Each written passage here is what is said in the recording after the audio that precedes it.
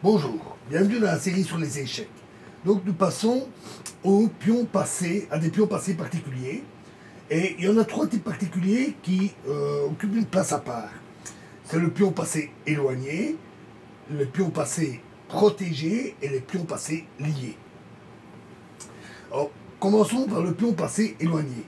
C'est surtout un concept qui est connu dans la théorie des finales, mais qu'on peut rencontrer ailleurs. Euh, Ici, le pion A2 est un pion passé. Et il était dit éloigné car il est le plus éloigné des pions qui sont bloqués F4 et F5. Et le pion C, que le pion C4 qui est un pion aussi passé mais plus proche. Et les blancs peuvent alors gagner simplement par A4, roi D5, A5, roi C5, A6, roi B6.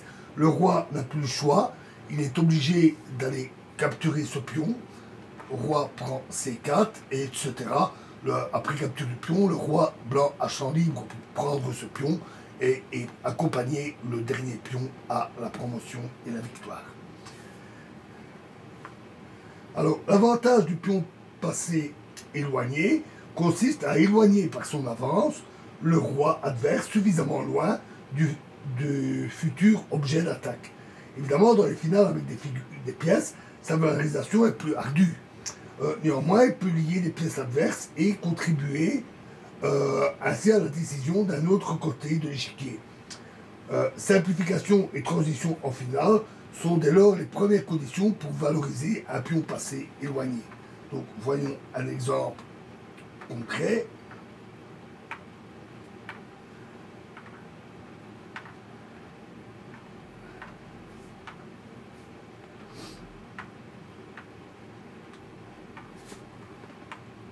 Voilà, on va mettre toutes les pièces.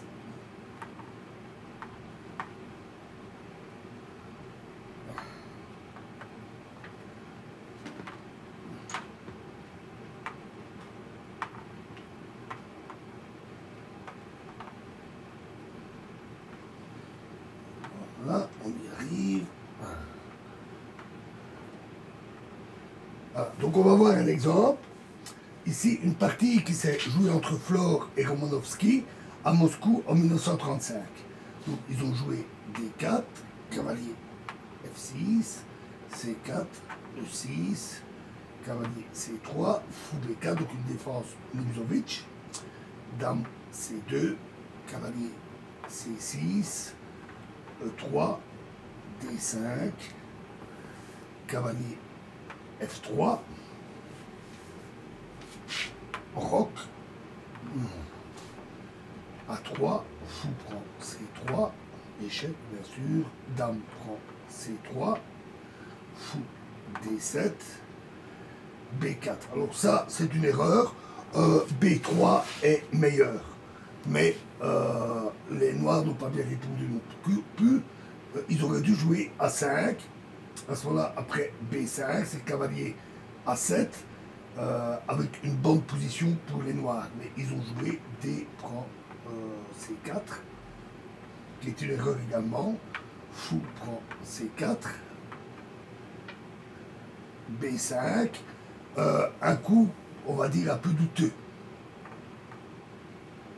Fou prend B5, cavalier prend B4, fou prend D7, cavalier D5, dame C2, cavalier prend D7,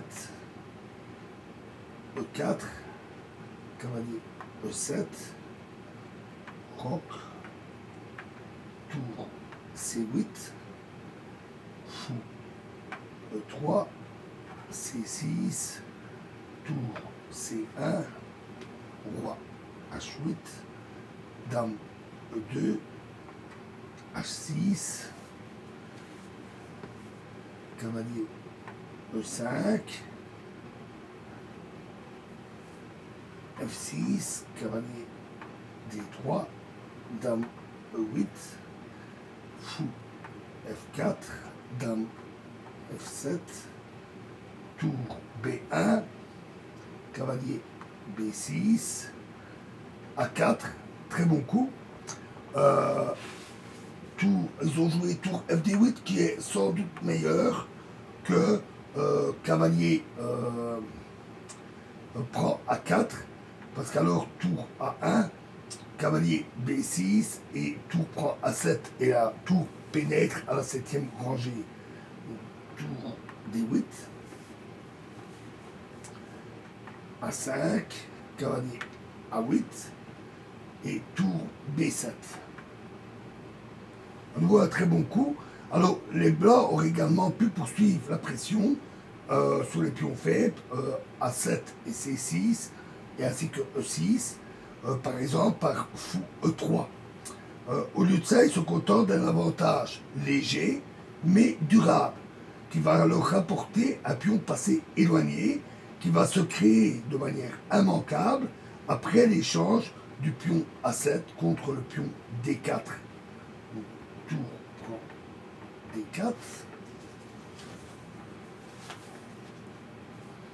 Cavalier C5,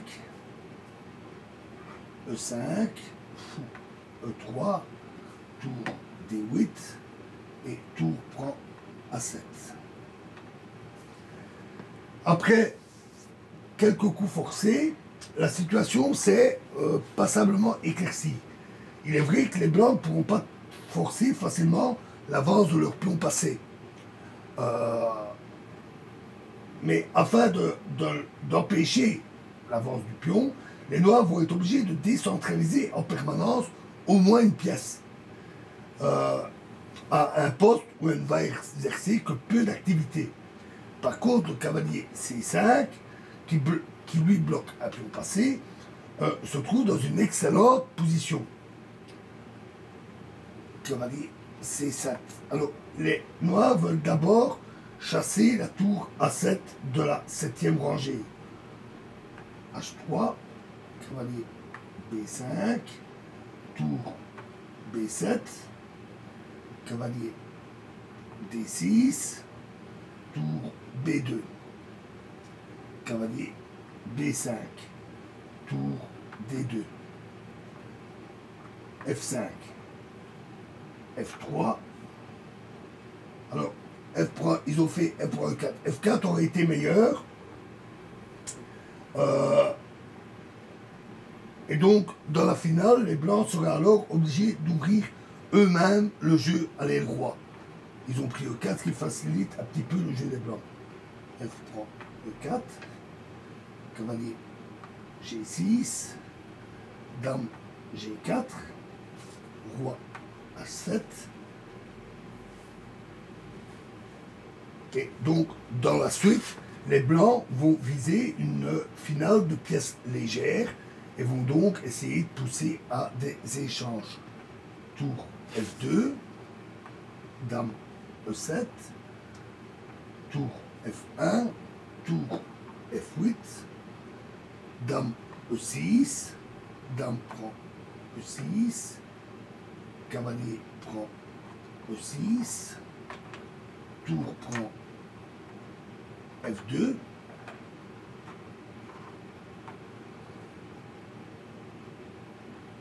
tour prend F2, tour E8, cavalier C5, tour A8 et A6.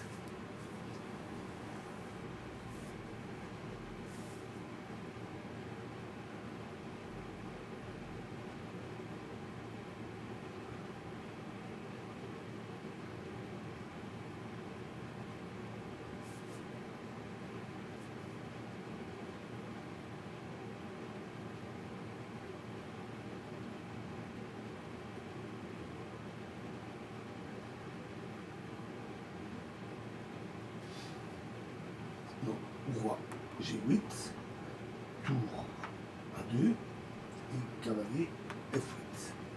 Alors,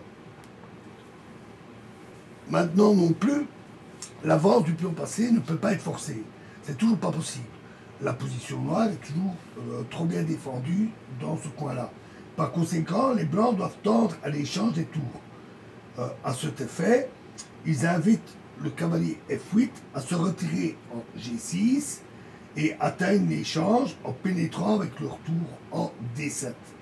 Donc fou F2, roi F7, fou G3, cavalier G6, tour D2, un très bon coup, tour A7,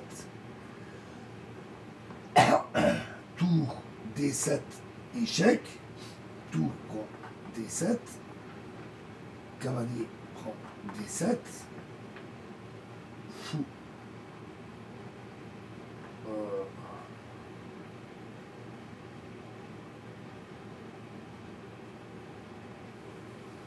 Ah oui, il me manque un fou, moi.